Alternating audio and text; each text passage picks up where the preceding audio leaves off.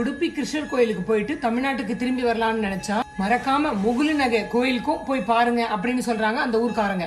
முகுலு நகை அப்படிங்கறது வேற ஒண்ணு இல்லைங்க, கன்னடத்துல கோல்டன் ஸ்டார் கணேஷ் நடிச்ச படம். அந்த படத்தினுடைய முக்கியமான சீன் எல்லாம் அங்க எடுத்திருக்காங்க அப்படிங்கறதுனாலதான் அந்த கோவில் பேரையே இப்படி மாத்தி வச்சுட்டாங்க. உண்மையில அந்த கோயிலுக்கு பேரு கேரே பசதி, தமிழ்ல சொன்னோம்னா ஏரி கோவில்.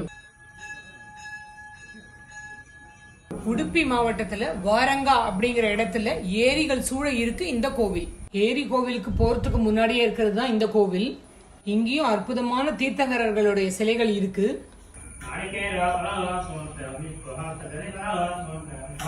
குடமணி தாயர் நேம் லோக்கல் தெய்வா ராஜா லோக்கல். வயல்வெளியில நடந்து படகுல பயணம் பண்ணி தான் இந்த கோவில போய் அடையணும்.